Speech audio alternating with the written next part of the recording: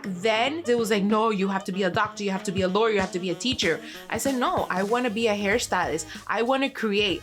Having that faith, that seed that my grandma, that my mother planted in me, it was always like, I could do anything.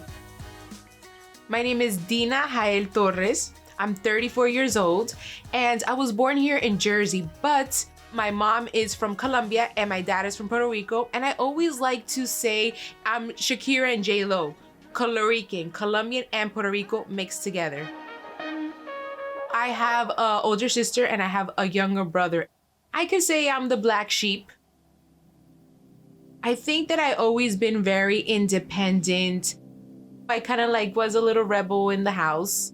It started being a little bit more once I started going to high school. I guess once you're that age, you really don't find your purpose. And once I found out about the cosmetology program, that's what opened my eyes. One day I sat in the office with my mother and my vice principal, and he said, "What are you doing? What do you want to do with your life?" And I said, well, I want to be a cosmetologist. I want to be a hairstylist.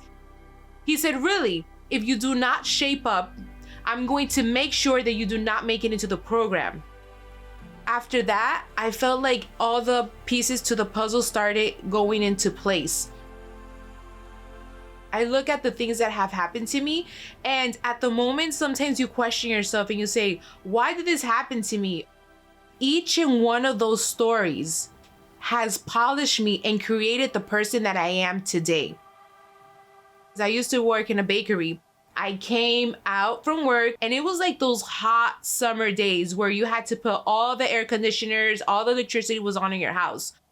Once I lay down, my mother calls me. She's like, Dina, someone is on the phone for you. Once I go down the stairs and I pick up the phone, we hear a huge explosion in the room.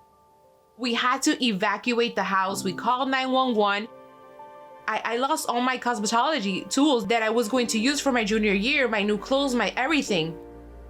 I said, God, why? What's going on? Do you hate me?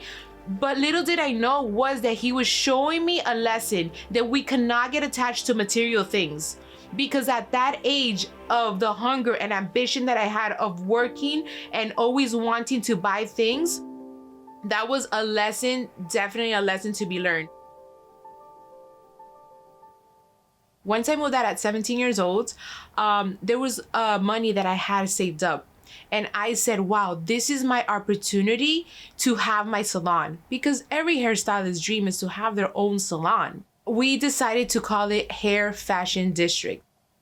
Back then, social media wasn't in. So we had to go from door to door, word of mouth. Unfortunately, it didn't last because, once again, like we weren't promoting it. I wasn't putting my 100%. It was another lesson to be told. It wasn't my time. That's when I decided to save up, and that's when I went to Santa Monica, California, to Vidal Sassoon to master in hair and color. And then I came back with more knowledge, and I was ready to do it one more time. I had $250. I invested those $250 into shirts that said Dina Hair Evolution. And in the back, it was the name with the phone number. I started giving out those to the top clients, and then Instagram was a thing. So that started getting my name out there. And then that's when Dina started going up with her followings, and I started having more of an income with the hair so I could survive. And then I met one of my friends that she was doing makeup. So then we were like, it's like peanut butter and jelly, hair, makeup together. We glam you up, we're the team. We are the glam team. So that's how the glam team originally was created.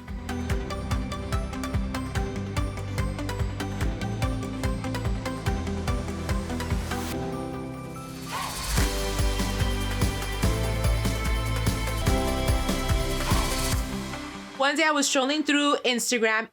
They were casting for this reality show. I said, oh my God. I went to the casting. I did their challenges that we had to do. They said, we need you to do a second one. I guess a month later, they're like, You're gonna be part of the 10 contestants. I could not believe it. I was super excited. You get challenged emotionally, physically, mentally. It's like the Hunger Games, but a hair hunger game.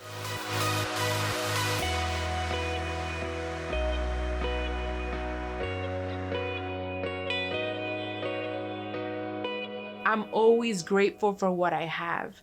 In situations where we feel down, where we feel that that's it, we don't see anything, if you just believe and you see it and you envision it and you live it, it's gonna happen. It's gonna happen.